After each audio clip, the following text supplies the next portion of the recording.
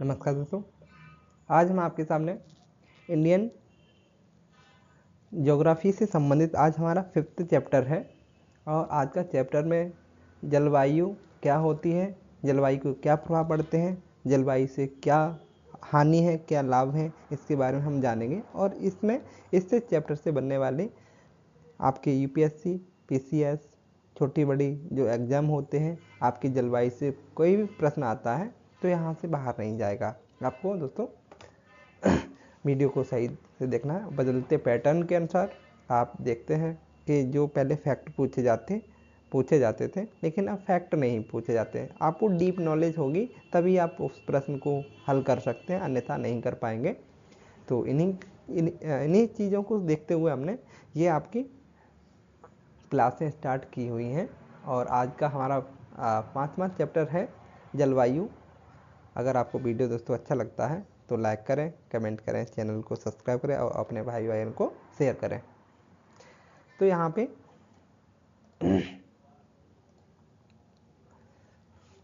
सामान्य परिचय हमारी हेडिंग है कि जलवायु परिवर्तन की सामान्य परिचय क्या होता है। भारत में मानसूनी प्रकार की जलवायु पाई जाती है। मानसून शब्द की उत्पत्ति अरबी शब्द मौसम से हुई है, जिसका अर्थ है पवनों की दिशा का ऋतुवत मौसम के अनुसार प्रत्यावर्तन। मतलब प्रत्यावर्तन, मौसम के अनुसार जो परिवर्तन होता रहता है, इसका मानसूनी शब्द का अर्थ होता है। और ये मौसम जो शब्द है वो किस भाषा से आया है? आपकी अरबी भाषा से आया है। आपका अगला, भारत में अरब सागर और बंगाल की खाड़ी से चलने वाली हवाओं की दिशा ऋतु परिवर्तन के साथ बदलती है। इसी कारण भारतीय जलवायु को मानसूनी जलवायु की संज्ञा दी जाती है। आपसे पूछा जाएगा भारत की जलवायु किस प्रकार की जलवायु है, तो मानसूनी जलवायु है। ये अरब सागर और बंगाल की खाड़ी से जो आपकी मानसूनी हवाएं जो चलती हैं, उन्हीं के बदलती रहती हैं, है ना। इसीलिए भारत की जलवायु को क्या कहा जाता है? मानसूनी जलवायु कहा जाता है। इधर आपका बंगाल की खाड़ी है और यहाँ पे अरब सागर है, यहाँ हिंद महासागर आपका है ना। ये आपका भारत, अपना भारत है। ये आपका राजस्थान है, यहाँ पे ये राजस्थान है या गुजरात है। ये महाराष्ट्र हो जाएगा, कर्नाटक हो जाएगा, केरल हो जाएगा, तमिलनाडु, और यहाँ पे ये आंध्र प्रदेश हो जाएगा। ये तेलंगाना है, आपका छत्तीसगढ़ है, झारखंड है, ये आपका पश्चिम बंगाल है, ये बिहार है, ये उत्तर प्रदेश है आपका, है ना।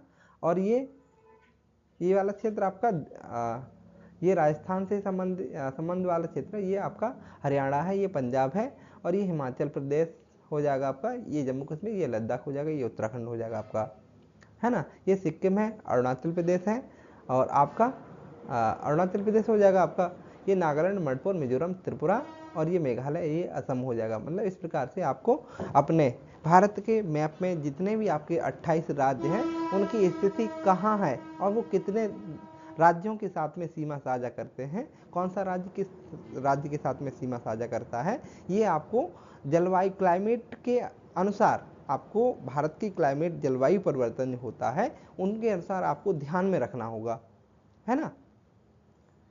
आपका ये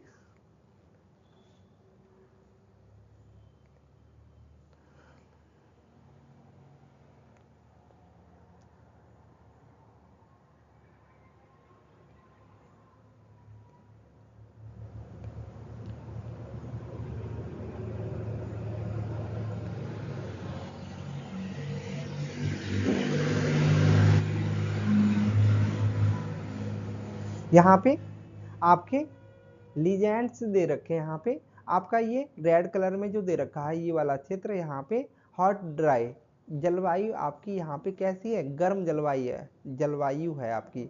ये आपका राजस्थान हो गया और गुजरात हो गया, ये आपका महाराष्ट्र का कुछ क्षेत्र और मध्य प्रदेश का कुछ क्षेत्र है। यहाँ पे ये जलवायु कैसी है? यहाँ की गर्म जलवायु है। आपको ये येलो कलर का दिख रहा है यहाँ पे थोड़ा, यहाँ पे कैसी है? वार्म मतलब थोड़ी जलवायु जो है थोड़ी हल्की गर्म है आपकी। और ये कंपोजिट वाली ये वाला क्षेत्र है आपका। कंपोजिट मतलब यहाँ पे सही सलामत मौसम रहता है आपका। और ये टेम्परेट टेम्परेट वाला ये क्षेत्र है, ये आपको दिख रहा है यहाँ पे कुछ टेम्परेट वाला कुछ ही क्षेत्र आपको दिख रहा है। और कोल्ड जो होता है या ठंडी जो पड़ती है आपकी, ये आप देख रहे होंगे जम्मू कश्मीर हो गया, और जम्मू कश्मीर है, लद्दाख है, और ये उत्तराखंड है, अरुणाचल प्रदेश है। आप सिक्किम में आप ठंडी देख रहे होंगे, है ना। तो यहाँ का जलवायु ये बदलती रहती है। यहाँ देखते हैं नोट, एक सीमित क्षेत्र के अंतर्गत समय विशेष की जलवायु के अवस्था दशा को मौसम कहते हैं, जबकि विस्तृत क्षेत्र या लंबी समय अवधि जिसमें 30 से 35 वर्ष में मौसम की अवस्थाओं एवं विविधताओं का योग आपकी जलवायु कहलाता है। मतलब आप सीधे से ये समझ सकते हैं कि मौसम क्या है। मतलब मौसम एक मौसम कह सकते हैं कि समय समय पर, मतलब कुछ समय में ही आपका परिवर्तन हो जाता है, वो मौसम के अंतर्गत आता है। और जलवायु होती है आपका लंबे समय तक परिवर्तन हो, वो आपकी जलवायु के अंतर्गत आता है। इसमें जलवायु में आपके 30 से 35 वर्ष लग सकते हैं, है ना। वर्ष, बहुत वर्ष होते ना। अब वहाँ की जलवायु किस प्रकार की है, लद्दाख की जलवायु किस प्रकार की, ठंडी जलवायु है ना, इस प्रकार। मानसून, भारतीय मानसून, इंडियन मानसून। भारत की जलवायु उष्ण मानसूनी प्रकार की है, किंतु ध्यान देने योग्य तथ्य यह है कि भारत का उत्तरी भाग जो कर्क रेखा के उत्तर में स्थित है, शीतोष्ण कटिबंध, और कर्क रेखा के दक्षिण में स्थित आपका उष्ण कटिबंध के अंतर्गत आता है। आपके कर्क रेखा भारत के बीचों बीच से निकलती है, यहाँ से निकलती है आपकी कर्क रेखा। कर्क रेखा के उत्तर में शीतोष्ण जलवायु है, और नीचे आपकी दक्षिणी भारत में आपकी जलवायु कैसी है, दक्षिणी भारत की उष्ण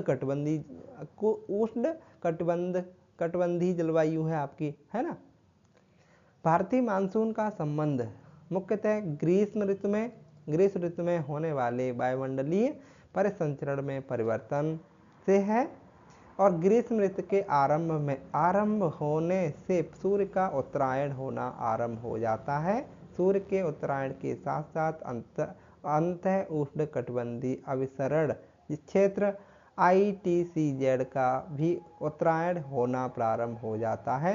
इसके प्रभाव से पश्चिम जेट स्ट्रीम हिमालय के उत्तर में प्रवाहित होने लगती है, तथा भारतीय उपमहाद्वीप में तापमान की अधिकता से निम्न वायुदाब का विकास होता है, और पश्चिमी जेट स्ट्रीम के हिमालय के उत्तर में विस्थापन के पश्चात भारत में पूर्वी जेट प्रवाह का विकास होता है। इसकी स्थिति लगभग 15 से 30 उत्तरी अक्षांश से ऋतुओं के अनुसार बदलती रहती है। इसे ही भारतीय मानसून प्रस्फोट के लिए प्रमुख रूप से उत्तरदायी माना जाता है। पूर्वी जेट प्रवाह के प्रभाव से दक्षिणी हिंद महासागर में मेडागास्कर द्वीप के समीप उच्च जलवायु का विकास होता है। इसी उच्च वायु दाब के केंद्र से दक्षिण पश्चिम मानसून की उत्पत्ति होती है। अंतः उष्णकटिबंधीय अभिसरण क्षेत्र उष्णकटिबंधीय क्षेत्र आपका दक्षिण भारत का जो क्षेत्र होता है उष्णकटिबंधीय क्षेत्र के अंतर्गत आता है ना, और उत्तर भारत कर्क रेखा के उत्तर वाला भाग आपके शीत कटिबंध में आता है।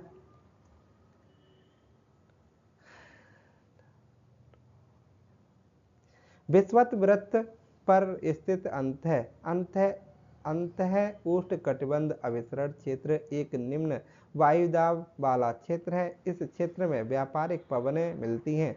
जुलाई के महीने में ITCZ 20 अंश से 25 अंश अक्षांशों के आसपास गंगा के मैदान में स्थित हो जाता है। इसे कभी कभी मानसूनी गर्त भी कहते हैं। मानसूनी गर्त उत्तर और उत्तर पश्चिम भारत पर तापीय निम्न वायुदाब के विकास को प्रभावित करता है।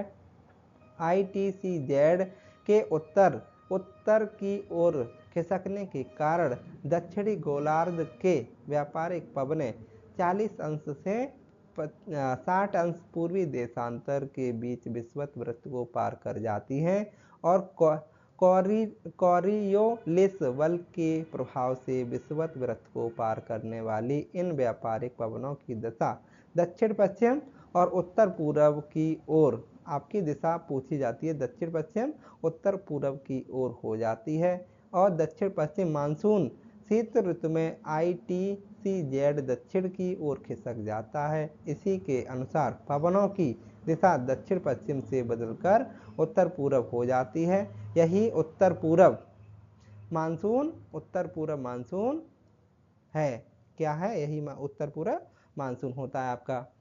मानसून को समझना, मानसून को कैसे समझ सकते हैं आप? ये अपने भारत का मैप है और ये दक्षिण पश्चिम मानसून से के आगमन की सामान्य स्थितियाँ, ये आपका मैप दे रखा है। दक्षिण पश्चिम से दक्षिण आपकी ये दिशाएं होती हैं और यहाँ पे दक्षिण, यहाँ पश्चिम है ना, दक्षिण पश्चिम इधर साइड से यहाँ से इस प्रकार की मानसूनें भारत में उठती हैं, है ना। इनका आगमन किस प्रकार की होता है, चलो देखते हैं, आगे देखते हैं। यहाँ पढ़ते हैं पहले। मानसून का स्वभाव और रचना तंत्र संसार के विभिन्न भागों में स्थित महासागरों और उत्तरी वायुमंडल के एकत्रित मौसम संबंधी आंकड़ों के आधार पर समझा जाता है। पूर्वी प्रशांत महासागर में स्थित फ्रेंच पैलिनेशिया की ताहिती लगभग 18 अंश दक्षिण और 149 पश्चिम हिंद महासागर में ऑस्ट्रेलिया के पूर्वी भाग में स्थित पोर्ट डार्विन 12 अंश और 30 मिनट और 131 पूर्वी अंश के बीच पाए जाने वाले वायु दाब का अंतर मापकर मानसून की तीव्रता के बारे में पूर्वानुमान लगाया जा सकता है। भारतीय मौसम विज्ञान विभाग इंडियन मेट्रोलॉजिकल डिपार्टमेंट 16 कारकों, कितने कारकों? 16 कारकों के आधार पर मानसून के संभावित व्यवहार के बारे में लंबी अवधि का पूर्वानुमान लगाता है। भारत में मानसून का आगमन, जैसे arrival of monsoon in India, Bharat में मानसून का आगमन कब कब होता है आपका, ये देख लीजिए। यहाँ भारत में होने वाले मानसूनी वर्षा मौसमी होती है जो जून से सितंबर के दौरान होती है। जून के प्रथम सप्ताह में मानसूनी हवाएं केरल, कर्नाटक, मतलब जून के प्रथम सप्ताह में पूछा जाता है कि जून के प्रथम सप्ताह में हवाएं कहाँ से प्रारंभ होती है, कहाँ से आना स्टार्ट हो जाती हैं? केरल, कर्नाटक, गोवा, महाराष्ट्र के तटीय क्षेत्र तक पहुंच जाती हैं और प्रथम मानसून हवाएं केरल के तट से टकराती हैं, जिसे मानसून प्रस्फोट ब्रस्ट ऑफ मानसून की संज्ञा दी जाती है।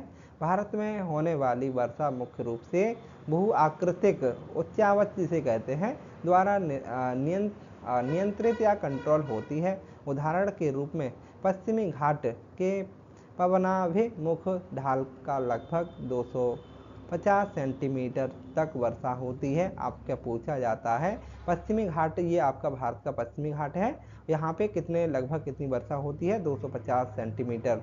इसी प्रकार पूर्वी भारत में पहाड़ियों की विशेष स्थिति के कारण पूर्वी राज्यों में भारी वर्षा होती है और सबसे ज़्यादा मौसिनराम, ये असम यहाँ पे है, मेघालय में मौसिनराम पड़ता है। यहाँ पे आपको यहाँ सबसे ज़्यादा वर्षा देखने को मिलती है ना, चेरापूंजी मौसिनराम में।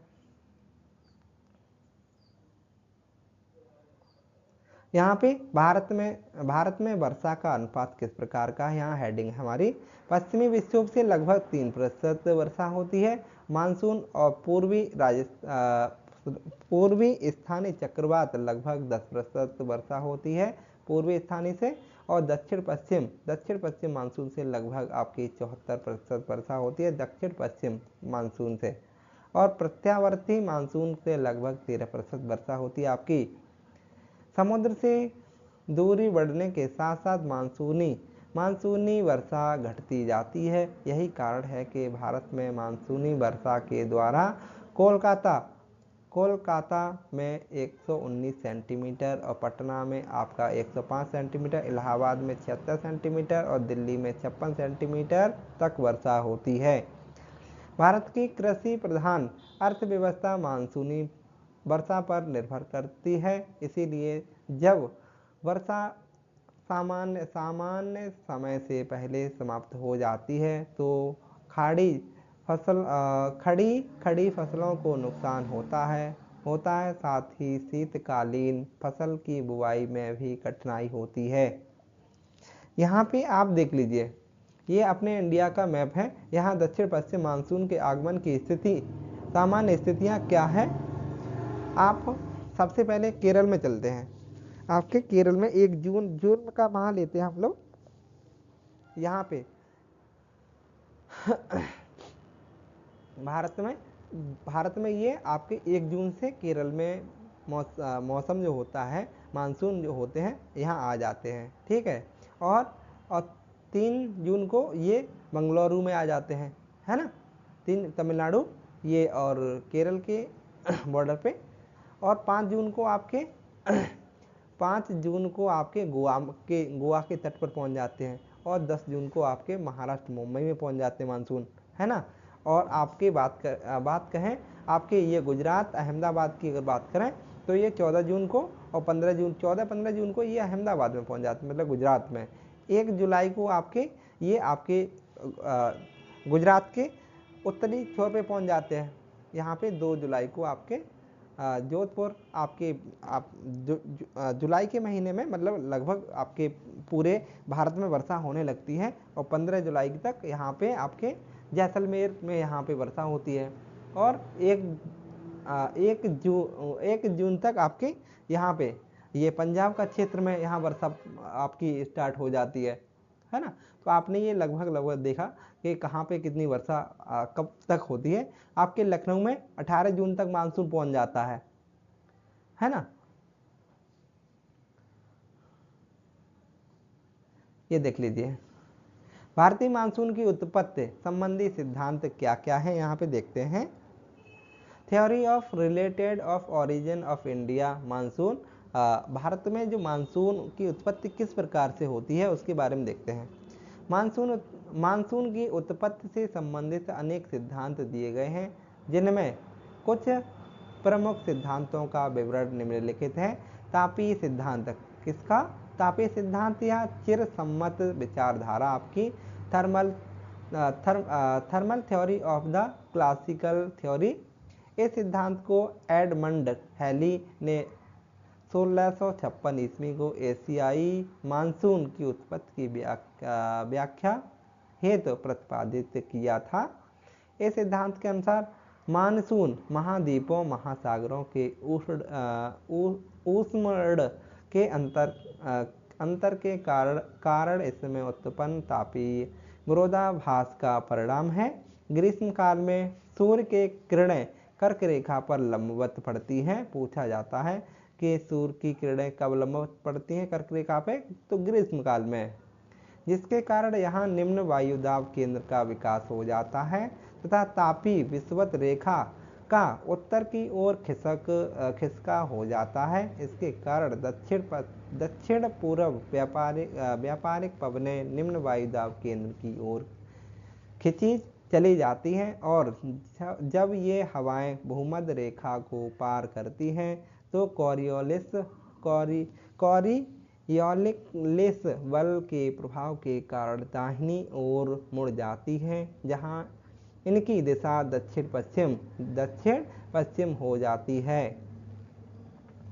क्योंकि ये पवनें समुद्र में लंबी दूरी तय करके आती हैं, अतः अपने साथ आर्द्रता भी पर्याप्त मात्रा में लाती हैं, जिसके कारण ही इसके द्वारा भारतीय उपमहाद्वीप में वर्षा होती है। इसे ही दक्षिण पश्चिम मानसून वर्षा के नाम से जाना जाता है। ग्रीष्मकाल के विपरीत शीतकाल में जब सूर्य की किरणें मकर रेखा पर पड़ती हैं तो एशिया का स्थानीय भाग महासागरों की तुलना में अधिक ठंडा हो जाता है, जिसके कारण स्थल पर उच्च वायु दाब का केंद्र निर्मित हो जाता है तथा दक्षिण हिंद महासागर के क्षेत्र में निम्न वायु दाब का केंद्र विकसित हो जाता है। अतः हवाएं स्थल से महासागर की ओर बहने लगती हैं। कहाँ से? स्थल से महासागर की ओर बहने लगती हैं।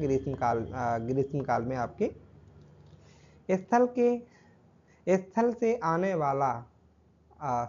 स्थल से आने के कारण इन हवाओं में आर्द्रता की कमी होती है, जिसके कारण मतलब जो समुद्र से स्थल की ओर जाएंगे तो उसमें आर्द्रता ज़्यादा होती है, और जो स्थल से समुद्र की ओर आती हैं तो उसमें आर्द्रता कम होती है। आर्द्रता मतलब नमी कम होती है। लेकिन कॉरियोलिस बल के कारण जब ये हवाएं अपने दाहिनी ओर मुड़कर बंगाल की खाड़ी में प्रवेश करती हैं तो वहां से आर्द्रता ग्रहण कर लेती हैं और इनकी दिशा उत्तर पूर्व हो जाती है, जिसके कारण तमिलनाडु के तट कोरोमंडल तट पर वर्षा होती है, जिसे उत्तर पूर्व मानसूनी वर्षा कहते हैं। पूछा जाता है कि उत्तर पूर्वी मानसून से वर्षा कहाँ होती है, तो तमिलनाडु के आपके कोरोमंडल तट पर वर्षा होती है। ठीक है। आलोचकों के अनुसार यह मानसून की एक सरलीकृत व्याख्या है, क्योंकि सूर्य के उत्तरायण और दक्षिणायन की स्थिति प्रत्येक वर्ष निश्चित रहती है, जबकि मानसून के आगमन में अनिश्चितता विद्यमान रहती है। अगला गतिक संकल्पना या विद्युतीय पछुआ पवन सिद्धांत के माध्यम से भी आप हमारे भारत में जो मानसून रहता है उससे भी आप समझ सकते हैं। Dynamic concept of the equatorial westerlies theory आपके ये क्या है? गतिक संकल्पना क्या है? विषुवतीय पछुआ पवन सिद्धांत क्या है भाई? देखते हैं। इस सिद्धांत का प्रतिपादन फुलॉन ने किया। इसके अनुसार मानसून पछुआ पवनों का सूर्य के उत्तरायण और दक्षिणायन के अनुसार सामान्य मौसमी स्थानांतरण है। आप ये देख रहे हैं, अपने वर्ल्ड का मैप आप देख लीजिए, इस प्रकार का है आपका। यहाँ से ये मकर भूमध्य रेखा, ये आपकी रेड लाइन से ये रेखा जो खिंची हुई है आपकी भूमध्य रेखा है ना। और ये भारत से जो बीचों बीच से जो रेखा जा रही है आपको, ये कर्क रेखा है आपकी। क्या कौन सी रेखा है? कर्क रेखा। जब ये आपके यहाँ बंगाल की खाड़ी और दक्षिण पश्चिम से मानसून जो उठता है आपका, यहाँ पे कितनी वर्षा होती है दक्षिण पश्चिम से मानसून से? यहाँ पे 74% बताए थे, 74% के लगभग वर्षा हो जाती है आपके।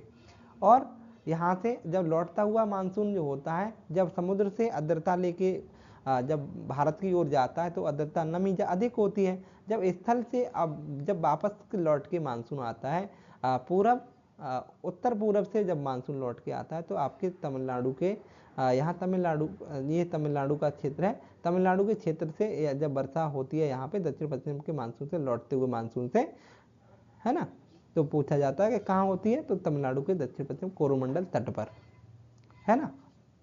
ये आपका ये पाकिस्तान है, यहाँ पे ये नेपाल है, ये भूटान है, यहाँ पे म्यांमार है आपका।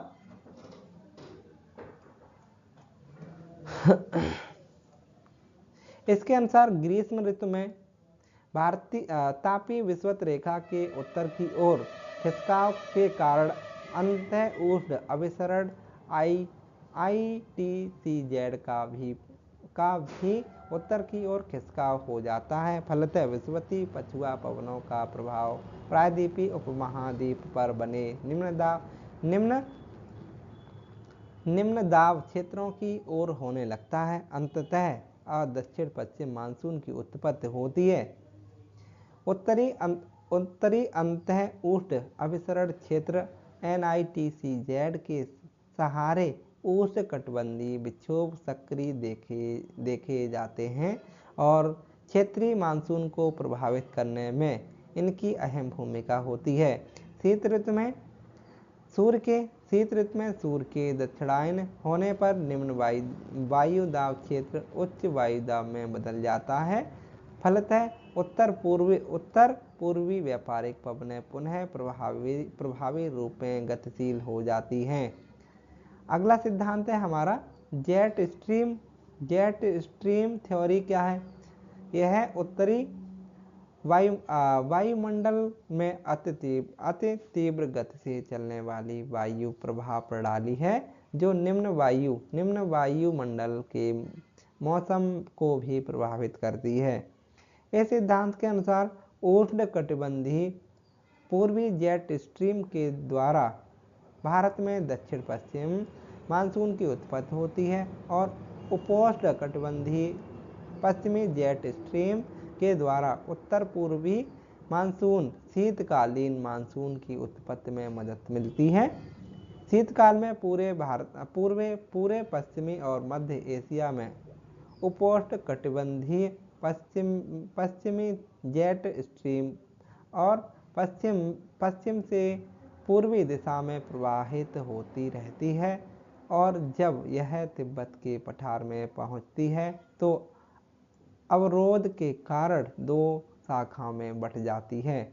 यह शाखा तिब्बत के पठार के उत्तर से पठार के समांतर बहने लगती है तथा दूसरी शाखा हिमालय के दक्षिण में पूर्व की ओर बहने लगती है, जो शीत ऋतु में भारतीय उपमहाद्वीप पश्चिमी विक्षोभ लाती है।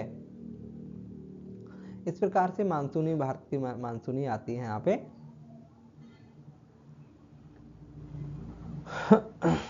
ये आपका भारत है, ये पाकिस्तान है आपका, ये अफगानिस्तान है, ये तजाकिस्तान है आपका, ये आपका यहाँ पे चीन है, ये पूरा चीन का क्षेत्र है, ये नेपाल का क्षेत्र है, ये भूटान का क्षेत्र है, ये म्यांमार का क्षेत्र है ना। और इधर आप देख लीजिए ये इराक है, सऊदी अरब है, ये टर्की है ना। मतलब एशिया का चित्र दिखाया गया है यहाँ पे, एशिया महाद्वीप का। गर्मी में सूर्य के उत्तरायण के समय सभी ताप कटिबंधीय का उत्तर की ओर विस्थापित हो जाती हैं, जिसके कारण उपोष्णकटिबंधीय पश्चिमी जेट स्ट्रीम का भी तिब्बत के पठार के उत्तर में विस्थापन हो जाता है, जिसके कारण भारतीय उपमहाद्वीप के उत्तरी वायुमंडल में उष्णकटिबंधीय पूर्वी जेट स्ट्रीम का प्रभाव उत्पन्न हो जाता है। और उष्णकटिबंधीय पूर्वी जेट स्ट्रीम एक प्रकार की क्षेत्रीय और मौसमी जेट स्ट्रीम है, जिसकी उत्पत्ति ग्रीष्म ऋतु के समय तिब्बत के पठार पर अधिक तापमान के कारण गर्म वायु के आरोहण वायु का गर्म होकर ऊपर उठना, क्षोभमंडल के ऊपर की परतों में विकसित उच्च वायुदाब के केंद्र से होता है।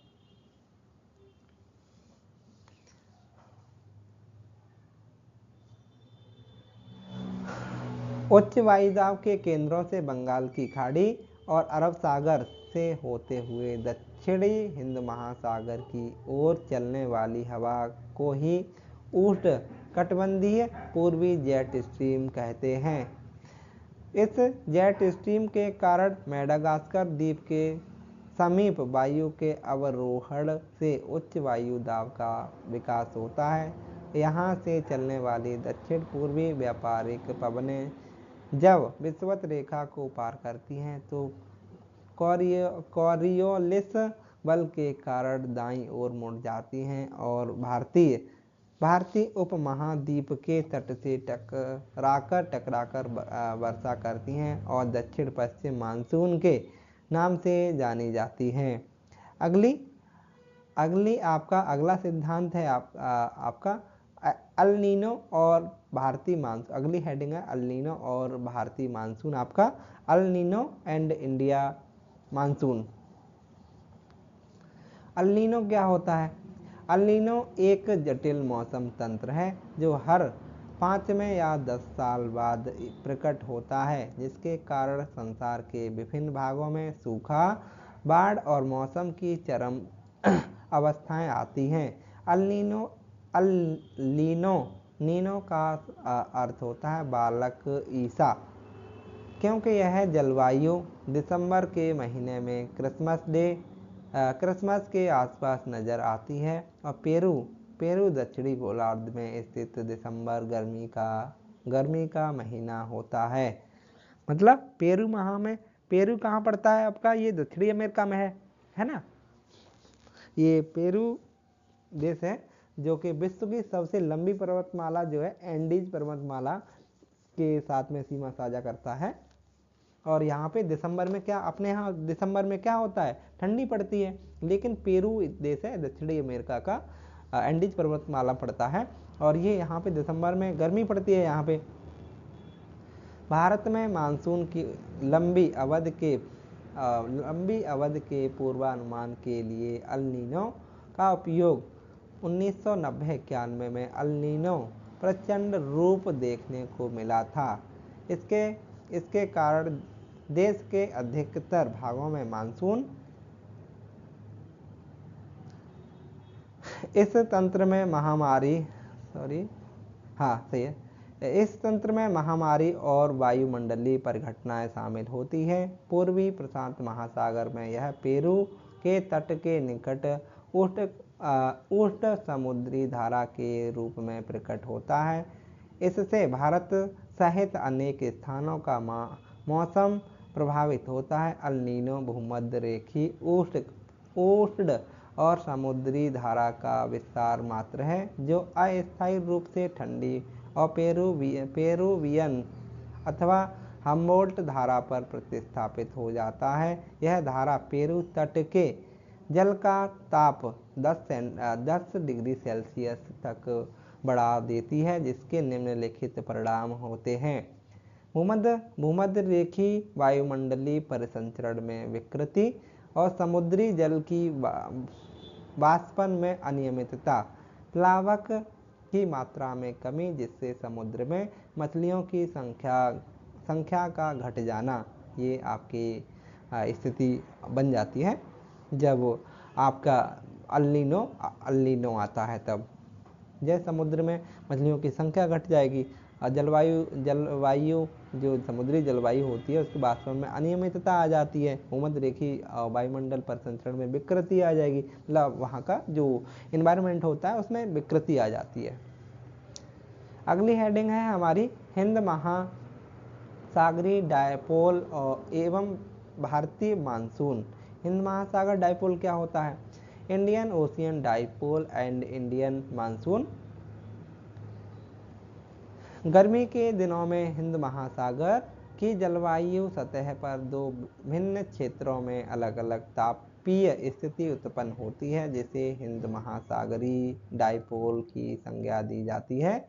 हिंद महासागरीय डायपोल का भारतीय नीनो के नाम से भी जाना जाता है। यह अल नीनो का प्रभावित करता है, जिससे भारतीय मानसून प्रभावित होते हैं। हिंद महासागरीय डायपोल मुख्यतः दो प्रकार के होते हैं, एक सकारात्मक हिंद महासागरीय डायपोल और एक नकारात्मक हिंद महासागरीय डायपोल।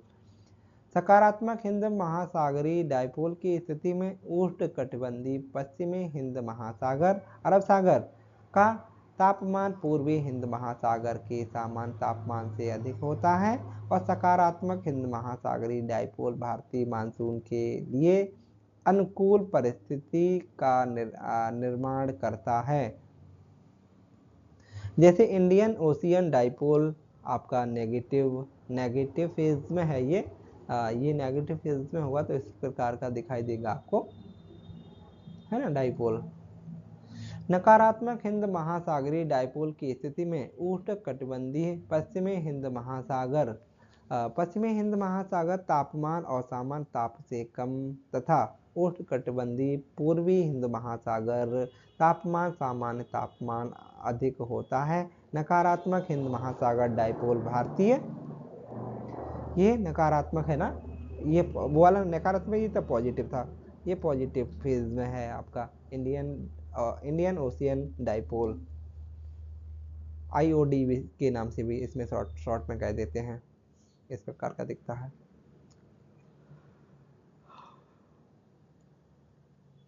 मानसून विच्छेद क्या होते हैं, गैप ऑफ मानसून क्या होते हैं?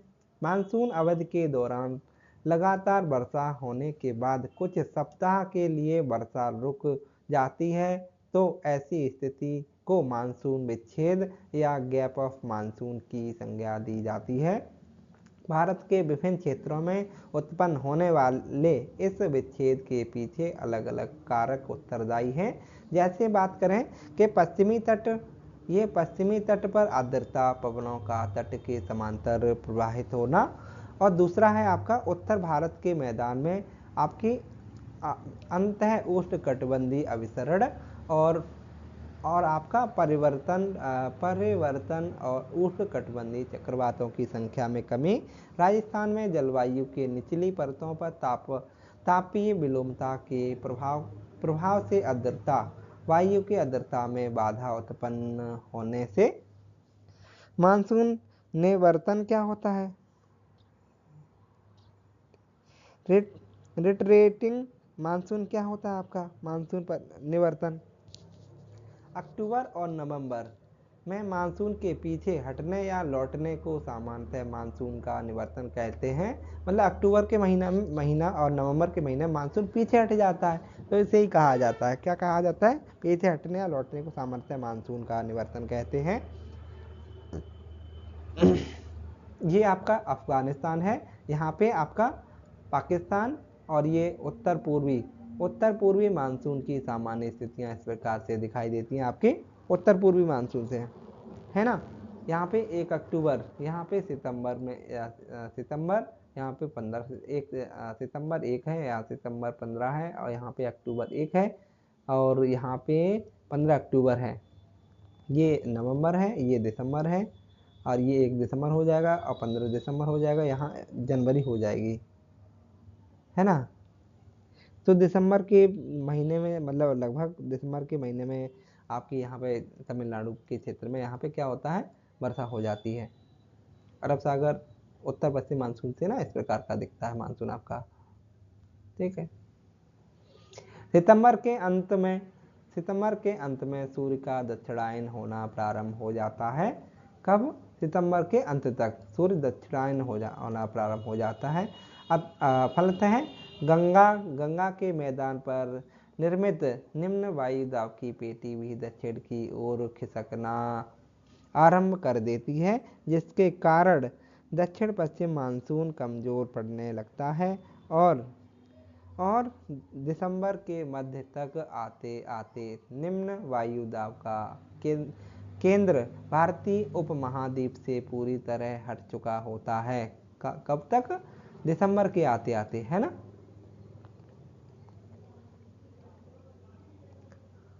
मानसून निवर्तन के समय आकाश स्वच्छ होता है और तापमान बढ़ने लगता है, लेकिन जमीन कभी भी नमी धारण किए रहती है, अभी भी नमी धारण किए रहती है। इस प्रकार उच्च तापमान और उच्च आर्द्रता के कारण मौसम कष्टकारी और उमस भरी गर्मी हो जाती है, जिसे कार्तिकेय मास की ऊष्मा कहा जाता है।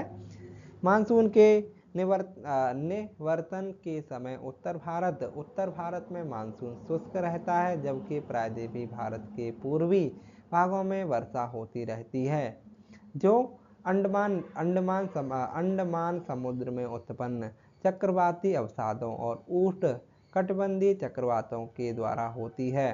कुछ चक्रवाती तूफान पश्चिम बंगाल, बांग्लादेश और म्यांमार के तट से भी टकराते हैं, जिसे कोरोमंडल तट पर होने वाले अधिकांश वर्षा इन्हीं अवसादों और चक्रवातों से प्राप्त होती है।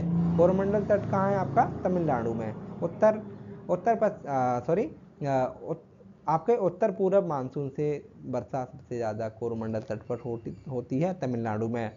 इसे चक्रवाती तूफान और अरब सागर में कम वर्षा होती है ना। भारतीय अगली हेडिंग है हमारी भारतीय मानसून को प्रभावित करने वाले कारक। भारतीय मानसून को कौन कौन से कारक प्रभावित करते हैं आपके? हिंद महासागर के उत्तर करीब 20 अंश दक्षिणी अक्षांश पर अधिक, जैसे कि यहाँ पे आर्थिक पता नहीं क्या लिखा है यहाँ पे, आर्थिक मान लीजिए। मेडागास्कर के पूर्व में उच्च वायु दाब वाले क्षेत्र की उपस्थिति पाई जाती है। उच्च वायु दाब क्षेत्र की तीव्रता और स्थिति भारतीय मानसून को प्रभावित करती है।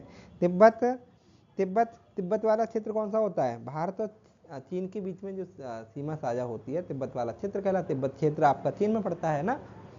तिब्बत के पठार गर्मी में बहुत गर्म हो जाता है, जिसकी वजह से पवन की प्रबल ऊर्ध्वाधर धाराएं पैदा होती हैं और तिब्बत के पठार के सतह पर निम्न वायु दाब का क्षेत्र बन जाता है। पश्चिमी जेट धारा का हिमालय के उत्तर की ओर विस्थापित होना और गर्मियों के दौरान भारतीय प्रायद्वीप पर उष्णकटिबंधीय पूर्वी जेट स्ट्रीम की उपस्थिति भी भारतीय मानसून को प्रभावित करती है। दक्षिणी महासागरों पर दाब की स्थितियों में परिवर्तन भी मानसून प्रभावित करता है। अल नीनो दक्षिण दोलन एंड शो के कारण मानसून सकारात्मक नकारात्मक रूप में प्रभावित होता है। ऋतुओं की सीजन्स की अगर बात करें, भारत की जलवायु को मुख्यतः 4 ऋतुओं में विभाजित किया जाता है। नंबर 1 आपकी ग्रीष्म ऋतु 15 मार्च से 15 जून तक रहती है आपकी। फिर वर्षा ऋतु 15 जून से 15 सितंबर तक रहती है। वर्षा ऋतु आपकी सितंबर तक 15 जून से 15 सितंबर। आपकी शरद ऋतु आपकी 15 सितंबर से 15 दिसंबर तक रहती है आपकी शरद ऋतु। आपकी फिर शीत ऋतु आ जाती है। शीत ऋतु आपकी 15 दिसंबर से और 15 मार्च तक। आपकी भारतीय जलवायु को 4 भागों में बांटा गया है: ग्रीष्म, वर्षा और शरद ऋतु और शीत ऋतु।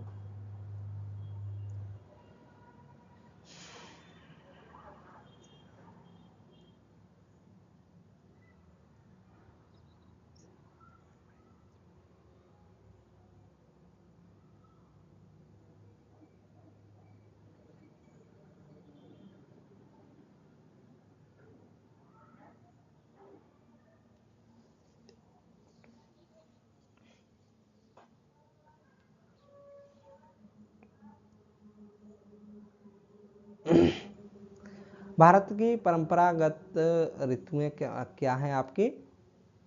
ऋतुएं देख लीजिए भारत की।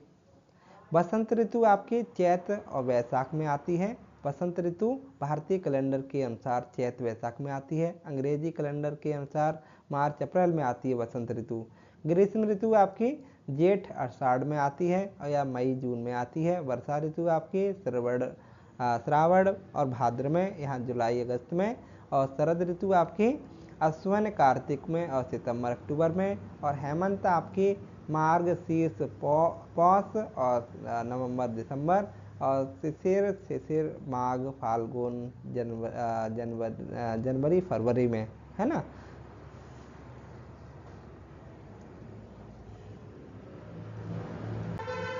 ग्रीष्म ऋतु क्या है? ग्रीष्म ऋतु समर सीजन मार्च में सूर्य की किरणों का कर्क रेखा की ओर विस्थापन के साथ ही उत्तर में तापमान बढ़ने लगता है, जिसके कारण अप्रैल मई जून माह में उत्तर भारत में ग्रीष्म ऋतु का स्पष्ट रूप से अनुभव किया जाता है। ग्रीष्म ऋतु के समय भारत के अधिकांश भागों में तापमान लगभग 30 से 32 सेल्सियस तक पाया जाता है, जबकि मई माह में तापमान पेटी का उत्तर की ओर खिसकाव के कारण उत्तर पश्चिम भागों का तापमान आपका 48 सेल्सियस तक पाया जाना एक सामान्य बात है। प्रायद्वीपीय भारत पर समुद्र के समकारी प्रभाव के कारण ग्रीष्म ऋतु में दक्षिण भारत का तापमान उत्तर भारत में प्रचलित तापमानों से नीचे ही रहता है। इस प्रकार दक्षिण भारत में ग्रीष्म ऋतु मृदु होती है, जिसका तापमान लगभग 26 से 32 सेल्सियस के बीच रहता है। भारत में ग्रीष्म ऋतु में सबसे गर्म स्थान आपका ब्रियावली बीकानेर, जिसे बीकानेर राजस्थान का है, आपका ग्रीष्म ऋतु में सबसे समर सीजन जो होती है सबसे गर्म कौन सी रहती है आपकी? राजस्थान के बीकानेर जिला। भारत में मार्च से जून के मध्य सूर्य की लंबवत किरणों का उत्तरायण होने के कारण तापमान में वृद्धि तथा दाब में कमी के साथ ताप कटिबंधों का भी भारतीय उपमहाद्वीपों की ओर विस्थापन होता है, जिसके कारण उष्णकटिबंधीय पश्चिमी जेट स्ट्रीम का भी भारत के उत्तरी मैदान में हिमालय पर्वत की ओर विस्थापन हो जाता है। फलतः भारत के उत्तर पश्चिम में अधिक तापमान होने के कारण निम्न वायु दाब के केंद्र का विकास होता है। दक्षिण पश्चिम मानसूनी पवनों के आगमन के पूर्व इस निम्न वायु दाब केंद्र में चलने वाली गर्म शुष्क हवाओं का राजस्थान, उत्तर प्रदेश तथा बिहार में लू कहते हैं। इसी दौरान पश्चिम बंगाल, असम, उड़ीसा और क्रमशः काल वैसाखी, बोरडोइचिला और नॉर्वेस्ट नाम से वर्षा युक्त प्रचंड तूफान चलती है। ग्रीष्म ऋतु में आने वाले प्रमुख प्रसिद्ध स्थानीय तूफान कौन से होते हैं? ग्रीष्म ऋतु में समर सीजन में आम्र वर्षा क्या होती है आपसे पूछा जाता है। आम्र वर्षा क्या है? ग्रीष्म ऋतु के खत्म होते होते पूर्व मानसून बौछारें पड़ती हैं, जो केरल, तटीय कर्नाटक में एक आम बात है। स्थानीय तौर पर तूफानी वर्षा को आम्र वर्षा कहा जाता है, क्योंकि यह आमों को जल्दी पकने में सहायता देती है। जैसे फूलों वाली बौछार क्या है?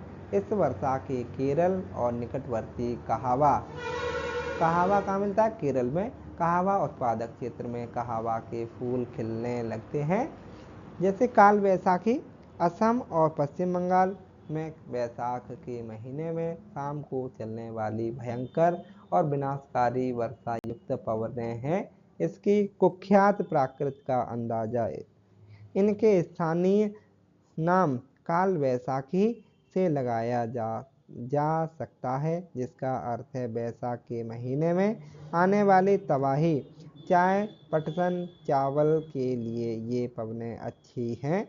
असम में इन तूफानों को बारडोइचिला कहा जाता है।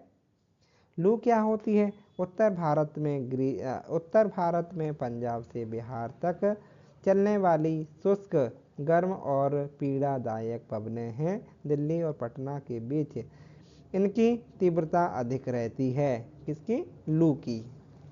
ग्रीष्म ऋतु में जो हवाएं चलती हैं लू कहलाती हैं।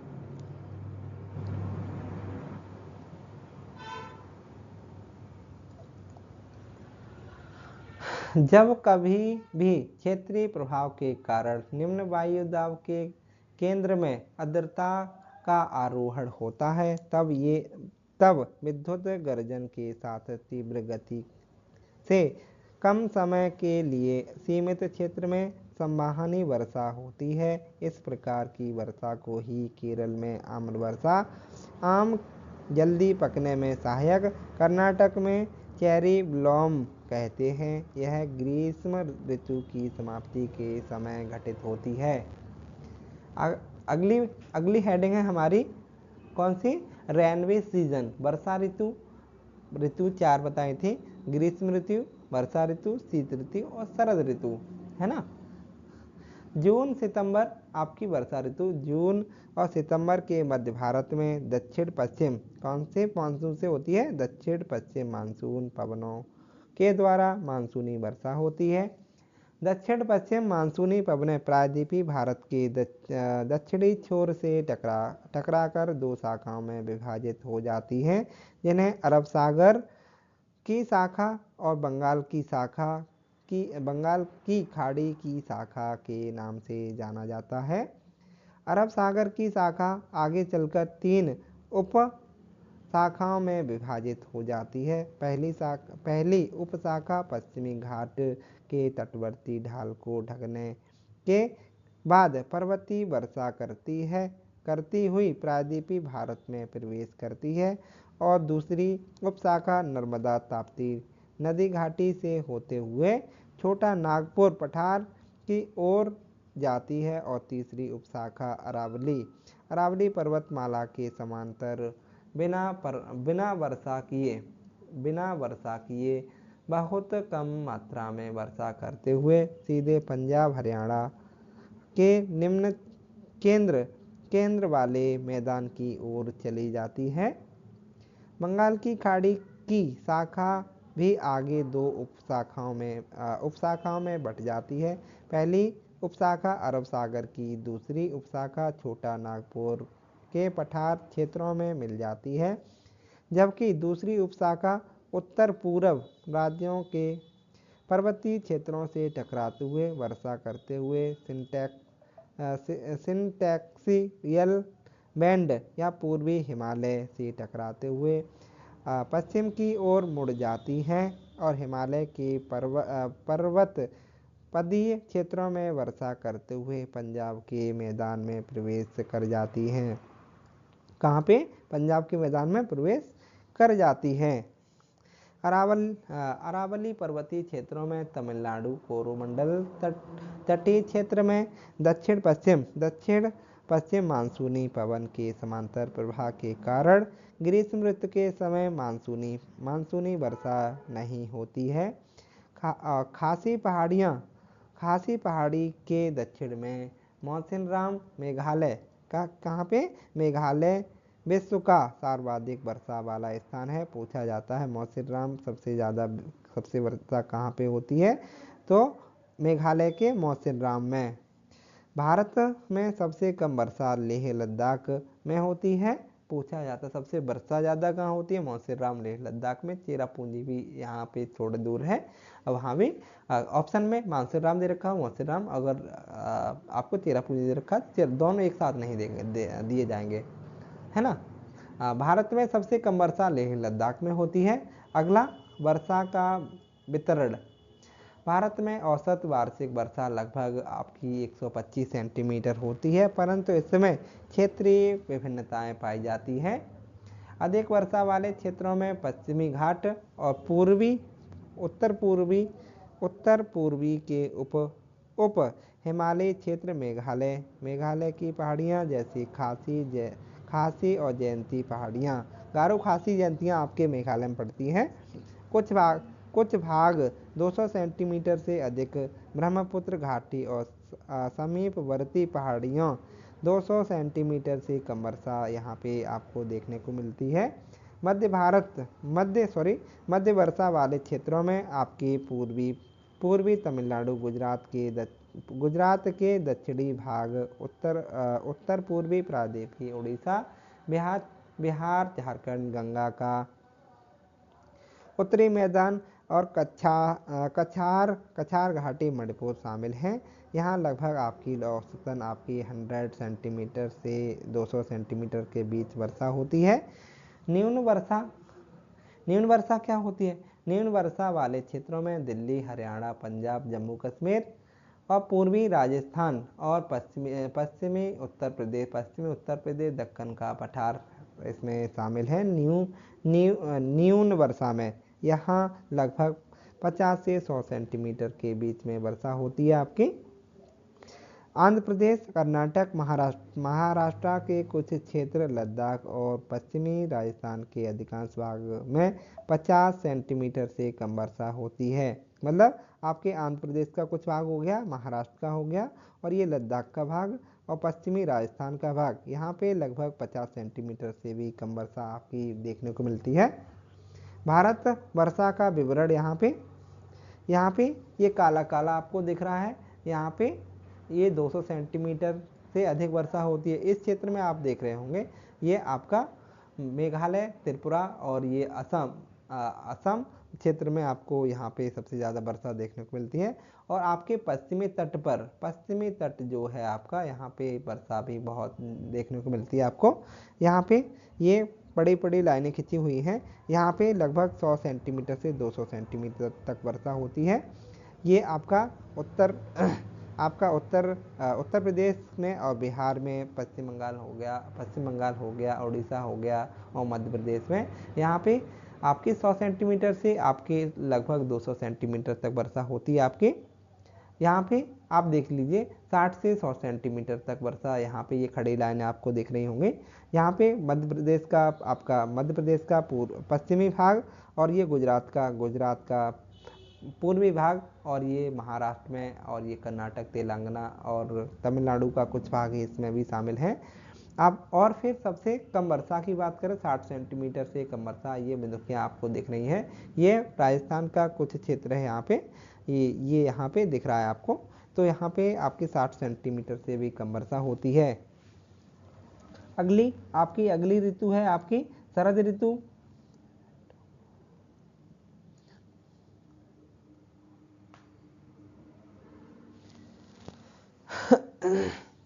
शरद ऋतु क्या है? शरद ऋतु आपकी हमने 2 ऋतु आप पढ़ा चुके, शीत ऋतु, ग्रीष्म ऋतु। आपकी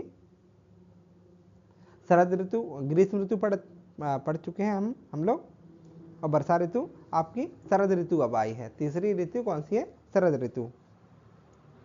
यहाँ पे सितंबर से दिसंबर के मध्य सूर्य के दक्षिणायन, कहाँ पे? शरद ऋतु सूर्य के दक्षिणायन होने के कारण भारतीय उपमहाद्वीप के तापमान में कमी के साथ दाब में वृद्धि होती रहती है, जिसके कारण सितंबर माह के मध्य में ही पंजाब, हरियाणा के मैदान में उच्च वायुदाब के केंद्र का विकास होने के कारण मानसूनी पवनें लौटना प्रारंभ कर देती हैं। इसे मानसून लौटना या मानसून का निवर्तन कहते हैं। सितंबर दिसंबर में आप अभी वर्तमान में देख रहे हैं, ये आपकी शरद ऋतु चल रही है। और यहाँ पे आप देखते हैं कि अब अपने उत्तर प्रदेश कुछ से कुछ वर्षा हो जाती है, इसे लौटते हुए मानसून भी कहा जाता है ना। इस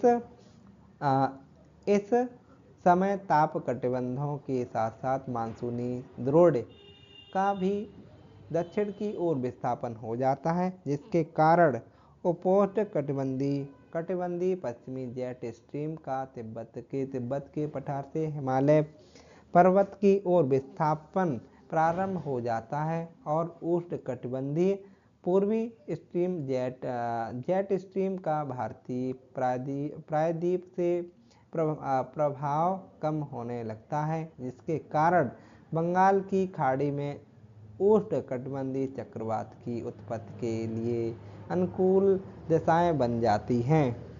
आपकी अगली ऋतु है आपकी शीत ऋतु। अभी शरद ऋतु देखी हमने, अब शीत ऋतु, विंटर सीजन आप देख लीजिए। यहाँ पे शरद ऋतु, उत्तर भारत शीत ऋतु का आरंभ नवंबर माह के मध्य से होता है और जनवरी फरवरी तक सर्वाधिक ठंडे महीने होते हैं शीत ऋतु में। वर्तमान में शीत ऋतु चल रही है आपके दिसंबर माह में। इस समय उत्तर भारत के अधिकांश भागों में औसत दैनिक तापमान आपका 21 सेंटीग्रेड सेल्सियस से भी कम रहता है। दिन के अपेक्षा रात्रि का तापमान काफ़ी कम हो जाता है। पंजाब राजस्थान में हिमांक 0 डिग्री सेल्सियस से भी नीचे हो जाता है। शीत ऋतु में भारत का सबसे ठंडा स्थान द्रास लद्दाख है। और शीत ऋतु में उत्तर भारत में अधिक ठंड पड़ने का मुख्य रूप से 3 कारण हैं यहाँ पे। मतलब उत्तर भारत में शीत ऋतु में ठंड क्यों पड़ती है, इसके मुख्यतः 3 कारण बताए जा रहे हैं। पहला, राजस्थान, पंजाब, हरियाणा जैसे राज्य समुद्र के समकारी प्रभाव से दूर स्थित होने के कारण महाद्वीपीय जलवायु से प्रभावित रहते हैं। किससे? महाद्वीपीय जलवायु के प्रभावित रहते हैं इस वजह से। और हिमालय के निकटता तथा उसकी श्रेणियों में हिमपात के कारण शीतलहर की स्थिति उत्पन्न होती रहती है। इस वजह से भी उत्तर भारत में ठंडी अधिक देखने को मिलती है, हिमालय के कारण। और आपका समुद्र से दूर होने के कारण भी आपको उत्तर भारत में ठंडी देखने को मिलती है।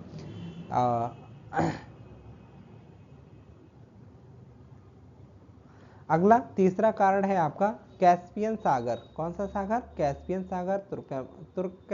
तुर्कमेनिस्तान की ठंडी पवनें शीतलहर लाती हैं। फलतः उत्तर पश्चिम भागों में तापमान में कमी के साथ साथ पाला और कोहरा भी उत्पन्न होता है। पश्चिमी विक्षोभ की अगर बात करें, पश्चिमी विक्षोभ आपका उत्तर भारत में दक्षिण भारत है, यहाँ पश्चिमी विक्षोभ है, यहाँ पूर्वी विक्षोभ है ना। अगर हम बात करें पश्चिमी विक्षोभ भारतीय उपमहाद्वीप में जाड़े के मौसम में पश्चिमी और उत्तर पश्चिमी दिशा से प्रवेश करता है। यह भूमध्य सागर पर उत्पन्न होते हैं। भारत में इसकी प्रवेश दक्षिणी जेट प्रवाह द्वारा होती है।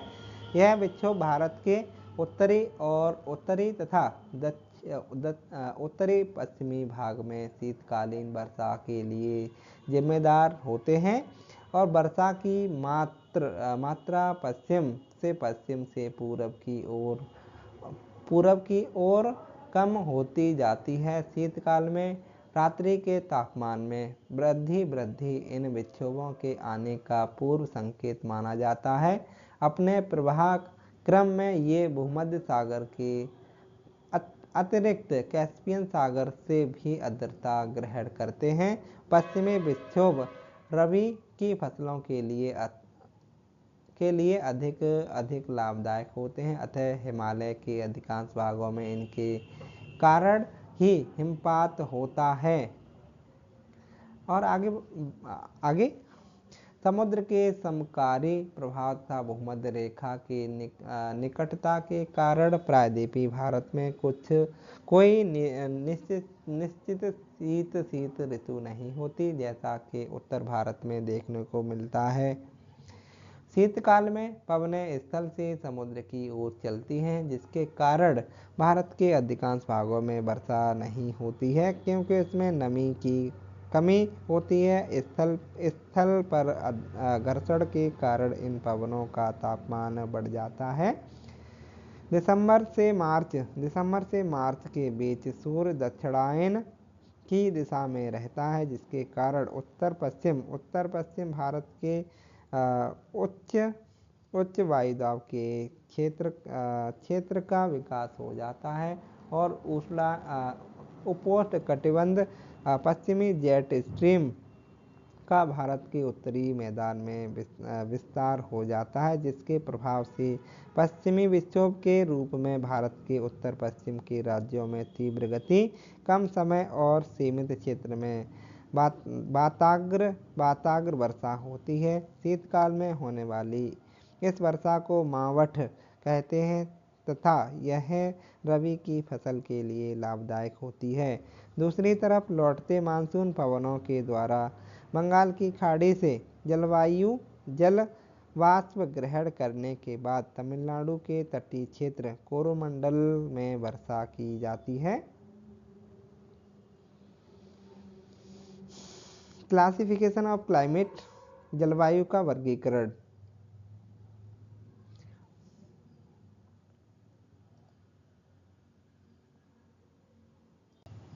दोस्तों वीडियो लंबी हो रही है, हम जल्दी पढ़ते हैं।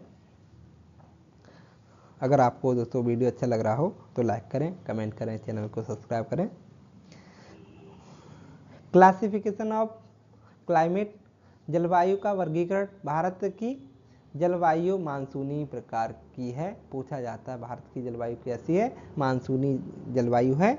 यह आपकी एक जलवायु प्रदेश में जलवायवीय दिशाओं में समरूपता होती है, जो जलवायु के कारकों के संयुक्त प्रभाव से उत्पन्न होती है। तापमान और वर्षा जलवायु के दो महत्वपूर्ण तत्व हैं, जिन्हें जलवायु वर्गीकरण की सभी पद्धतियों में निर्णायक माना जाता है। जलवायु वर्गीकरण की अनेक पद्धतियां हैं, जिसमें कोपेन का जलवायवीय वर्गीकरण सर्वाधिक मान्य है। इन्होंने जलवायु वर्गीकरण हेतु तापमान और वर्षा को मुख्य आधार बनाया। कोपेन की पद्धति पर आधारित भारत की जलवायु के प्रमुख प्रकारों का वर्गीकरण इस प्रकार है। आपका भारत की जलवायु कोपेन के वर्गीकरण के अनुसार इस प्रकार की उन्होंने जलवायु को वर्गीकरण किया था। ये इस बार से आप देख लीजिए, है ना। शुष्क ग्रीष्म ऋतु वाला मानसूनी प्रकाश और लघु शुष्क, ये वाला लघु शुष्क में बांटा था उन्होंने, ये अर्ध शुष्क में बांटा था, और ये वाला भाग आपका उष्णकटिबंधीय में भाग में बांटा था। ये शुष्क शीत ऋतु वाला मानसूनी प्रकार बताया था। यहाँ पे गर्म मरुस्थल बताया था, स्टेपी क्षेत्र ये बताया था उन्होंने, और ये वाला ठंडी आर्द्रता ऋतु वाला लघु ग्रीष्म ठंडी आर्द्रता की बात कही थी, है ना। आगे देखते हैं, चलो। जलवायु के प्रकार AMW का अर्थ बताया था उन्होंने, लघु शुष्क और ऋतु वाला मानसून प्रकार, जिसमें लघु शुष्क में आपके गोवा के दक्षिण में भारत का पश्चिमी तट बताया था उन्होंने। AS में शुष्क ग्रीष्म ऋतु वाला मानसून प्रकार बताया था, जैसे तमिलनाडु का कोरोमंडल तट शुष्क क्षेत्र में आता है। AW उष्णकटिबंधीय क्षेत्र सवाना प्रकार बताया था, जिसमें कर्क वृत्त की दक्षिण में प्रायद्वीपीय पठार का अधिक भाग बताया था इन्होंने उष्णकटिबंधीय में। और आपका BSHW में अर्ध शुष्क स्टेपी जलवायु, उत्तर पश्चिमी गुजरात, पश्चिमी राजस्थान और पंजाब के कुछ भाग। BWHW गर्म मरुस्थल, राजस्थान का सबसे पश्चिमी भाग बताया था। CWG शुष्क शीत ऋतु की बात कही थी, गंगा का मैदान, पूर्वी राजस्थान और उत्तरी मध्य प्रदेश, उत्तर पूर्वी भारत का अधिकतर प्रदेश। DFC लघु ग्रीष्म तथा ठंडी आर्द्र शीत ऋतु वाला जलवायु प्रदेश, जैसे अरुणाचल प्रदेश इसमें आता है। और ध्रुवी की बात कही थी, ध्रुवी प्रकार जम्मू कश्मीर, हिमाचल प्रदेश और उत्तराखंड, इसमें इन्होंने ध्रुवी प्रकार के क्षेत्र में इन्होंने डिवाइड किया था कोपेन ने। मानसून संबंधी अनुसंधान कार्य में लगे प्रमुख संस्थान। मानसूनी संबंधी अनुसंधान, पहला है आपका भारतीय मौसम विभाग, आपका पूछा जाता है ये कहाँ है, नई दिल्ली। ये स्लाइड दोस्तों बहुत इंपॉर्टेंट है आपके लिए। पूछा जाता है भारतीय मौसम विभाग कहाँ है आपका, नई दिल्ली में। भारतीय उष्णकटिबंधीय मौसम विभाग आपका ये पुणे में है। और मध्यम दर्जे के राष्ट्रीय मौसम भविष्यवाणी केंद्र आपका नोएडा में है। और भारतीय राष्ट्रीय समुद्र सूचना सेवा केंद्र आपका हैदराबाद में है। अंतरिक्ष अनुप्रयोग केंद्र आपका अहमदाबाद में है। और centre for mathematical modelling and computer simulation Bengaluru में है आपका। भारतीय प्रौद्योगिकी संस्थान भुवनेश्वर में है। भारतीय प्रौद्योगिकी संस्थान नई दिल्ली में है। भारतीय प्रौद्योगिकी संस्थान खड़गपुर में है। भारतीय प्रौद्योगिकी संस्थान कानपुर और भारतीय विज्ञान संस्थान बेंगलुरु और राष्ट्रीय अंतरिक्ष प्रयोगशाला बेंगलुरु और centre for development of advance computing Pune में। विज्ञान और तकनीकी विश्वविद्यालय आपका कोची में है। और ये आंध्र विश्वविद्यालय आपका ये विशाखापट्टनम में, बनारस हिंदू विश्वविद्यालय आपका वाराणसी में है। भारतीय मौसम विभाग की अगर बात करें, भारत मौसम विभाग IMD भारत सरकार के पृथ्वी विज्ञान मंत्रालय की एक संस्था है। यह मौसम संबंधी अवलोकन, मौसम पूर्वानुमान और भूकंप विज्ञान के लिए जिम्मेदार प्रमुख संस्था है। भारत सरकार ने भारत मौसम विज्ञान संस्थान की स्थापना 1875 में कलकत्ता में की थी। भारत मौसम विज्ञान विभाग का मुख्यालय बाद में शिमला, फिर पूना, अब पुणे और अंत में नई दिल्ली स्थानांतरित किया गया। जलवायु को प्रभावित करने वाले कारक, स्थिति और उच्चावच संबंधी कारक आपके अक्षांश कर्क रेखा के उत्तर में भारत का उत्तरी भाग शीतोष्ण कटिबंध और दक्षिणी भाग उष्णकटिबंधी, दक्षिणी भाग जो होता है उष्णकटिबंधी में पड़ता है। भूमध्य रेखा के निकटतम होने के कारण कटिबंध में पूरे वर्ष ऊंचे तापमान और कम दैनिक एवं वार्षिक तापांतर पाया जाता है। कर्क रेखा के उत्तर में भूमध्य रेखा के दक्षिण के कारण उच्च दैनिक और वार्षिक तापांतर के साथ विषम जलवायु पाई जाती है। हिमालय पर्वत की अवस्थिति, हिमालय पर्वत अपने विस्तार एवं ऊंचाई के कारण एक प्रभावी जलवायु विभाजक का कार्य करता है। यह पर्वत श्रृंखला भारतीय उपमहाद्वीप को साइबेरिया से आने वाले ठंडे पवनों से बचाती है तथा मानसून पवनों को रोककर वर्षा कराती है। जल और स्थल की वितरण, भारतीय भूभाग तीन तरफ सागरों से घिरा है तथा इसके उत्तर की ओर अविच्छेदन पर्वत श्रेणी है। स्थल की अपेक्षा जल देर से गर्म, देर से ठंडा और जल एवं स्थल के इस विभेदी तापमान के कारण भारतीय उपमहाद्वीप में विभिन्न ऋतुओं में विभिन्न जलवायु प्रदेश विकसित होते हैं। ये वायु प्रदेश मानसून पवनों के उत्क्रमण के कारण बनते हैं। समुद्र तट से दूरी, लंबी तटीय रेखा के कारण भारत के विस्तृत तटीय प्रदेशों में समकारी जलवायु पाई जाती है, जबकि आंतरिक भाग समुद्र के समकारी प्रभाव से वंचित रह जाते हैं। यहाँ पर विषमकारी जलवायु पाई जाती है। समुद्र तल से ऊंचाई के साथ तापमान में कमी आती है और विरल वायु के कारण पर्वतीय प्रदेश मैदानों की तुलना में अधिक ठंडे हो जाते हैं। यह एक ही अक्षांश पर अवस्थित आगरा आपका 16 अंश सेल्सियस और दार्जिलिंग आपका 4 सेल्सियस के शीत ऋतु के तापमान में पर्याप्त अंतर पाया जाता है। उच्चावच, भारत के भौतिक स्वरूप और उच्चावच में पर्याप्त भिन्नता पाई जाती है, जो तापमान, वायुदाब, पवनों की गति और दशा तथा ढाल की मात्रा वितरण को प्रभावित करती है। अगली हेडिंग है हमारी वायुदाब तथा पवनों से जुड़े कारक। वायुदाब तथा पवनों का धरातल पर वितरण भूमंडलीय मौसम को नियंत्रित करने वाले कारक और विभिन्न वायु संहतियां एवं जेट प्रवाह के अंतर्वाह तथा उत्पन्न ऊपरी वायु संचरण, शीतकाल में पश्चिमी विक्षोभ और दक्षिणी पश्चिम मानसून काल में उष्णकटिबंधीय अवसादों के भारत में अंतर्वाह के कारण उत्पन्न वर्षा की अनुकूल दशाएं। तो चलिए दोस्तों, हमारी ये थ्योरी कंप्लीट होती है। यहाँ पे हम जल्दी से ये अभ्यास प्रश्न देख लेते हैं कि किस प्रकार के अभ्यास प्रश्न बनेंगे आपके इस चैप्टर से।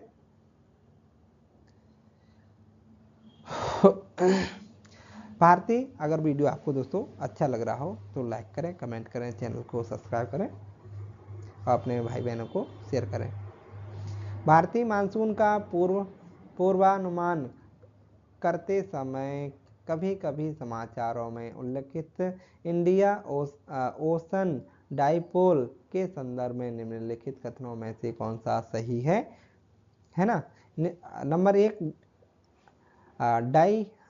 IOD आपके इंडिया ओपन डाइपोल है। इंडिया ओपन डाइपोल परिघटना उष्णकटिबंधीय पश्चिमी हिंद महासागर एवं उष्णकटिबंधीय पूर्वी प्रशांत महासागर के बीच सागर पृष्ठ तापमान के अंतर से विशेषित होती है। नहीं, ये आपकी प्रशांत महासागर में नहीं है, ये गलत हो जाएगा ऑप्शन पहला। जैसे इंडिया ओपन डाइपोल परिघटना मानसून पर अल नीनो के असर को प्रभावित करती है। हाँ, अल नीनो वाला आपको बताया था कि अल नीनो आपके इंडिया ओपन डाइपोल को प्रभावित करता है। केवल ऑप्शन नंबर बी सही हो जाएगा यहाँ पे। ये IAS 2017 में पूछा गया सवाल है। निम्नलिखित नेशनल पार्कों में से किस एक जलवायु उष्णकटिबंधीय और उष्णकटिबंधीय से उपोष्णकटिबंधीय और शीतोष्ण और आर्कटिक तक परिवर्तित होती है? Kanchenjunga national park. कंचनजंगा आपका कहाँ है? सिक्किम में है। नंदा देवी उत्तराखंड में, नेवरा वैली नेशनल पार्क या नामदफा असम वाला। ऑप्शन नंबर डी हो जाएगा, नामदफा नेशनल पार्क असम में है। निम्नलिखित कथनों पर विचार कीजिए और आपको सही कथन को बताना है। भारतीय दक्षिणी भारत में उत्तरी भारत की ओर मानसून की अवधि घटती है। मतलब दक्षिणी भारत में और उत्तरी भारत की ओर जाने पर मानसून की अवधि घटती है। बिल्कुल बात सही है, पहला सही है, पहला कथन सही है बिल्कुल।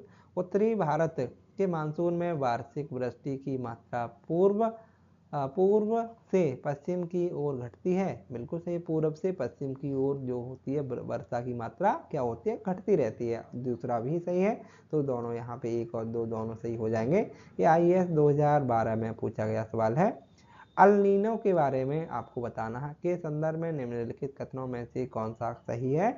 अल नीनो में पूर्वी प्रशांत क्षेत्र में पेरू के तट पर गर्म धाराओं का प्रकट होना शामिल है। मतलब पूर्वी अल नीनो मतलब दिसंबर माह में पेरू में क्या होता है? गर्मी। अपने यहाँ दिसंबर माह में आपकी ठंडी होती है। और पेरू दक्षिणी अमेरिका का एक देश है पेरू, जो विश्व की सबसे लंबी पर्वतमाला जो है एंडीज पर्वतमाला में स्थित है आपका पेरू देश। यहाँ पे गर्मी पड़ती है। तो अल नीनो यहाँ पे पूछ रहे हैं कि अल नीनो में पूर्वी प्रशांत क्षेत्र में पेरू के तट पर गर्म धाराओं का प्रकट होना शामिल है। बिल्कुल बात सही है, पहला सही है। यह गर्म धारा के पेरू के तट पर पानी के तापमान को 10 डिग्री सेंटीग्रेड तक बढ़ा देती है, जिससे समुद्र में प्लैंकटन की मात्रा बढ़ जाती है। गलत, प्लैंकटन की मात्रा नहीं बढ़ती है। ऑप्शन नंबर ए केवल ए सही हो जाएगा, बी ऑप्शन सही है यहाँ पे। अगला कथन दे रखा है हम यहाँ पे, नीचे 2 कथन दे रखे हैं ए और बी, ठीक है। एक आपका अभिकथन दे रखा है, असर्शन दे रखा है यहाँ पे। दक्षिण पश्चिम मानसून के दौरान तमिलनाडु तट शुष्क रहता है। पहला कथन, दक्षिण पश्चिम मानसून के कारण तमिलनाडु तट जो होता है शुष्क रहता है। हाँ बिल्कुल सही है बात है। कारण इसका दे रखा है क्योंकि, अगर कारण दे रखा है तो क्यों का शुष्क रहता है, क्योंकि तमिलनाडु तट बंगाल की खाड़ी के शाखा के समांतर स्थित है। बंगाल की खाड़ी के शाखा के समांतर होने के कारण ही तो तभी तो वहाँ पे शुष्क रहता है मानसून। और आपके उत्तर पूर्वी मानसून से तमिलनाडु में अधिक, तमिलनाडु के कोरोमंडल तट पर सबसे ज़्यादा वर्षा होती है ना।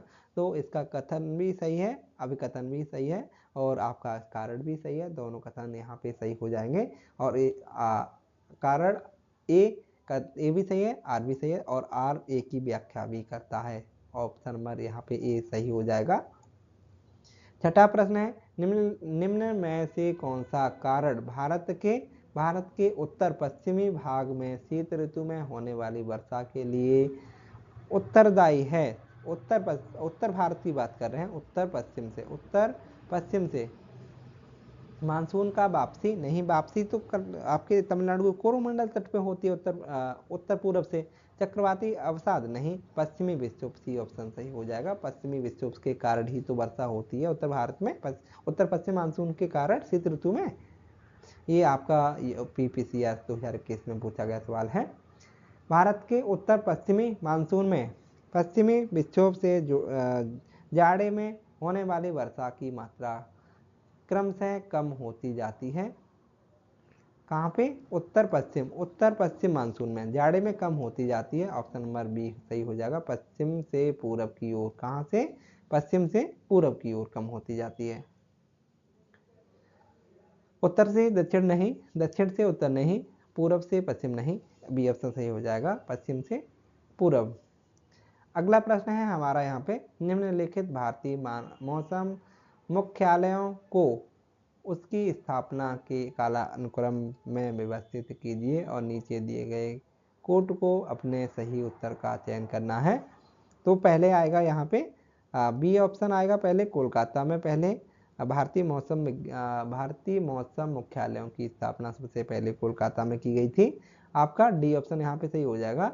फिर शिमला की गई थी, फिर आपका पुणे की गई थी, फिर सबसे बाद में आपकी नई दिल्ली में भारतीय मौसम मुख्यालय की स्थापना की गई है।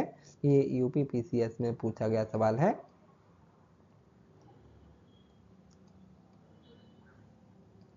अगले कोपेन के वर्गीकरण योजना के अनुसार उत्तर प्रदेश और बिहार किस प्रकार के जलवायु प्रदेश में शामिल किया गया है? तो ये CWG क्षेत्र में शामिल किया गया है। इसको बी ऑप्शन सही हो जाएगा। ये BPSC में पूछा गया सवाल है। ग्रीष्म के अंत में पूर्व मानसून वर्षा होती है, जो केरल और कर्नाटक के तटीय क्षेत्रों में एक सामान्य घटना है। इसे स्थानीय रूप से किस नाम से जाना जाता है? ऑप्शन नंबर ए सही हो जाएगा, मैंगो वर्ष के नाम से जानते हैं इसको। ये ऑप्शन सही हो जाएगा यहाँ पे। ये भी BPSC में पूछा गया सवाल है। राजस्थान में बहुत कम वर्षा होती है, क्यों वर्षा कम होती है भाई? डी ऑप्शन सही हो जाएगा, क्योंकि यहाँ पे हवाएं जो होती हैं किसी प्रकार की बाधाओं को पार नहीं करती, जिसके कारण ठंडा होने के लिए आवश्यक ऊंचाई नहीं प्राप्त होती। डी ऑप्शन सही हो जाएगा यहाँ पे। दोस्तों वीडियो लंबा हो रहा है, इस वजह से जल्दी करवा दे रहे हैं। दक्षिण पश्चिम, आप प्रश्नों की प्रकृति देखिए कि किस प्रकार के प्रश्न पूछे जाते हैं। दक्षिण पश्चिम मानसून काल में निम्नलिखित कथनों में से सबसे कम वर्षा कहाँ होती है? कोलकाता में, मंगलौर में, चेन्नई में, दिल्ली में। तो कोलकाता नहीं हो सकता आपका, यहाँ पे चेन्नई सही हो जाएगा। सबसे दक्षिण पश्चिम मानसून से पूछ रहे हैं आपकी ना, तो सबसे कम वर्षा तो चेन्नई में होगी आपकी, जो तमिलनाडु के आसपास क्षेत्र पर पड़ता है, केरल तमिलनाडु। यहाँ पे जलवायु स्थितियाँ दे रखी हैं और इधर एक तरफ कारण दे रखा है। एक सूची फर्स्ट, सूची सेकंड में आपको मिलान करना है। कोलकाता की अपेक्षा चेन्नई अधिक गर्म है, क्योंकि यहाँ अक्षांश के कारण। किसके? अक्षांश के कारण। हिमालय में हिमपात होता है, किसके कारण? तुंगता के कारण, है ना, कारण है तुंगता। पश्चिम बंगाल में पंजाब की ओर आते आते वर्षा कम हो जाती है, किसके कारण? समुद्र से दूरी होने के कारण ना। सतलज, गंगा और मैदान की शीतकाल में कुछ वर्षा होती है उत्तर पूर्वी मानसून से। यहाँ पे सी ऑप्शन सही हो जाएगा। मानसून शब्द की उत्पत्ति हुई है आपकी अरबी भाषा से। किससे? अरबी भाषा से। ए ऑप्शन सही है। अमृतसर, शिमला और लगभग एक ही समांतर पर स्थित हैं, परंतु उनकी जलवायु में भिन्नता का कारण है आपकी उनकी ऊंचाई में भिन्नता, ए ऑप्शन सही हो जाएगा यहाँ पे।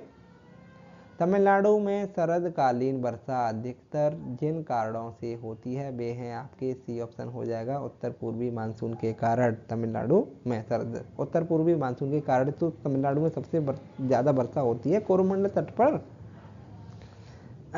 7वां प्रश्न है मतलब 17वां प्रश्न है आपका, मानसून वर्षा की विशेषताओं के संदर्भ में नीचे दिए गए कथनों पर विचार करना है और सही कथन का चुनाव करना है।